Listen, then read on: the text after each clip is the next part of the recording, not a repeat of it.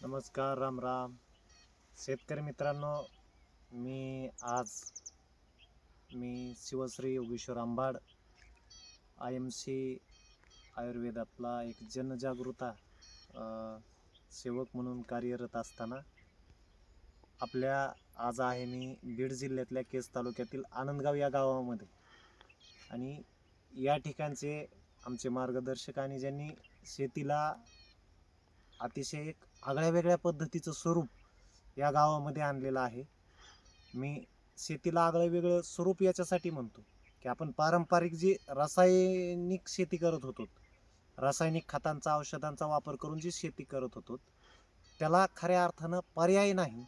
तर त्याच्यापेक्षा उज्ज्वल अशी शेती करता येते ऑर्गॅनिक पद्धतीनं आणि नैसर्गिक पद्धतीनं. ती कशा पद्धतीनं या ठिकाणी केली ही आज मला इथं बघायला भेटलं आनंदगावामध्ये. आणि ज्यांनी हे शेती फुलवली ते IMC आयुर्वेदातले chairman star नामदेवजी Gaikwad sir यांच्या मी शेतामध्ये आहे.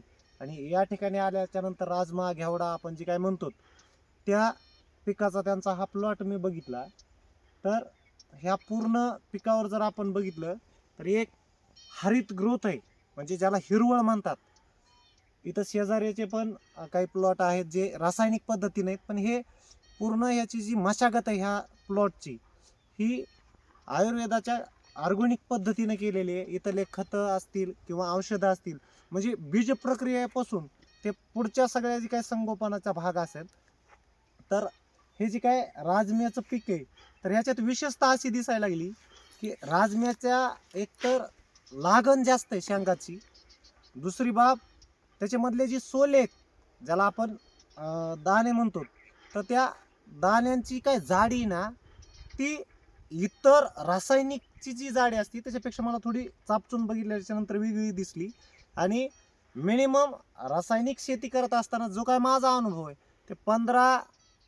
ते 10 ते 15 शेंगापर्यंतचा एक रिझल्ट असतो लय झालं तर. पण इथं 20 ते 30च्या आत शेंगा आपण प्रत्यक्ष बघू की ह्या शेंगा कशा पद्धतीनं आहेत. आणि जी मी एक मागा बोलत बोलत बाब म्हणलो तुम्हाला की ह्याची जाडी काय ह्या शेंगाची, तर ही जाडी इतर रासायनिक शेंगांना जी जाडी असते किंवा रासायनिक शेतीमधली जी जाडी असते तिच्यापेक्षा थोडी जाडी जास्त आहे. आणि दुसरी महत्त्वाची बाब म्हणजे की पूर्ण समान, एकतर या प्लॉटमध्ये कुठंही खाली चढ उतार दिसत नाही, एक समान पिकाचं उगम आहे किंवा समान लेवलला आलेलं पीक आहे. आणि तिसरी सगळ्यात महत्त्वाची गोष्ट म्हणजे की जे काय रासायनिकमुळं शेत असं फुफुटा मारल्यासारखं पांढरं दिसतं, तर मी खाली पण बघितलं भिजविलेल्या त्या जागेवर कुठंही असं मीठ आल्यासारखं शेत दिसत नाही. म्हणजे त्याचं जे काय काळोख आहे, जमिनीचा काळेपणा आहे तो कायम ठेवला आहे. म्हणजे याच्यावर केमिकलचा जो काय आसार शेतीत व्हायला पाहिजे तो झालेला नाही. का तर यांनी कसल्याही पद्धतीचं केमिकल वापरलेलं नाही, ऑर्गॅनिक पद्धतीची ही शेती केली. ही राजमा घेतलाय आपण. इतरही प्लॉटमध्ये जर जाऊन बघितलं तर नक्कीच आपल्याला याच्यातली हिरवळ आणि इतर पिकांची हिरवळ आपल्याला थोडीशी वेगळी दिसणार आहे.